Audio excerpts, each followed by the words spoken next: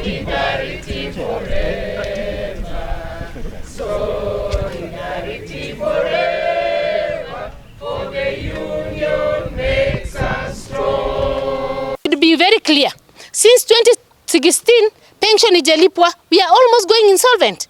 Na hapa sisi kabisa wafanyakazi tunaambiwa fanyeni kazi kwa bidii, be faithful. Tuko very faithful. Other unit kaambiwa kuna mtu anaitwa Vishfa sijui Havi.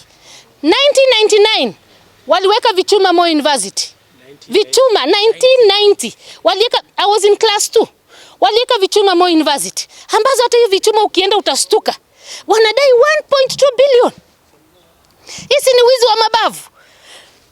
Mimi hata nasema judge mwenye alisema huyu Vishfa achukue pesa zetu za salary. Sijui alikuwa anaona kama hatuna watoto. We are working.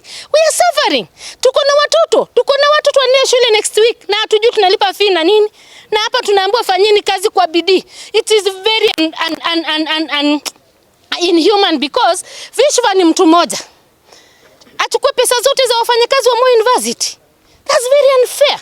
Sisi kama Vishfa atapewa pesa zetu za salary, akuja afanye kazi, sisi tukae. Chuo kikuu cha Moi si nzuri, kwa sababu wale ambao wanatakikana kutoa huduma wana njaa. Hivi tunavyozungumza tarehe 21 mwezi wa 4 hawajalipa mshahara wa mwezi wa 3 March 2026. Je, hiyo itakuwa ni halali? Kwa sababu iwapo hawajalipwa na unataka watoe huduma, wataitoa namna gani? Na sisi tunaomba mshahara ulipwe. Hatujapewa sababu kwa nini haujalipwa. Nasema kama ilivyo katika huu mkataba wa masikizano ambao ulitiwa sahihi tarehe 30 Novemba mwaka wa 2024. Na walioidhinisha mkataba wa makubaliano uliositisha mgomo ulichukua karibu siku 90 na kitu 97. Mmoja wao alikuwa ni katibu wa kudumu Daktari Beatrice Nyangala. Kulikuwa hapa na wakilishi wafanyakazi UWASU Daktari Constantine Wasonga na wengine wote walioshuhudia. Hakuna chochote katika mkataba huu ambacho kimetekelezwa. Na kwa sababu tuna uongozi ambao hausikizi mtu yoyote, tuna uongozi ambao unafikiria kwamba wao ndio wanaweza kufikiria kwa niaba ya watu wengine wote. Hawataki mawazo, hawataki maoni. Tukiwauliza, vitisho ndivyo wanavyotuma kwetu. Na tunasema kwamba hawa walikuwa ni viongozi wa kushikilia. Muda wao wa kuhudumu kama wale wa kushikilia umepita kikatiba na kisheria. Miezi 6 wakaongeza miezi mingine 6.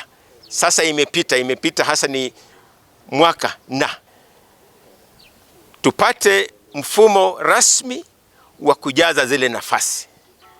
Nikikueleza kwamba chuoni Vice Chancellor ni acting, deputies wake ni acting, registrars ni acting, finance officer ni acting.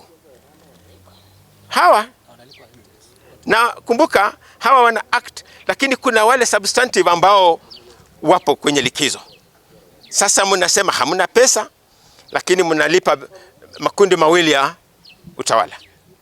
Wale walio kwenye likizo na wale waliopo sasa. Kweli akili zetu tunafikiria. Kwa hivyo tunauliza CS Daktari Professor Gamba, tafadhali hawa watalii wa uongozi wachukue, tupatie viongozi ambao sasa tunaweza kukaa na tukasikizana. Kwa hivyo hilo ndio tunauliza. Mbali kwamba tunataka mshahara na mshahara tunataka ulipwe leo, kwa sababu shule zinafungua wiki ijayo. Katika mkataba huu chuo hakija tuma pesa ambazo nyingine wameshalipwa. Kwa mfano mwaka jana kwa mujibu wa mkataba huu return to work formula 500 million was allocated to cater for things like pension,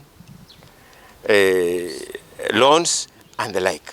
As we speak now, there are colleagues who have received letters threatening to attach their properties. On this return to work formula, there are even non-financial aspects.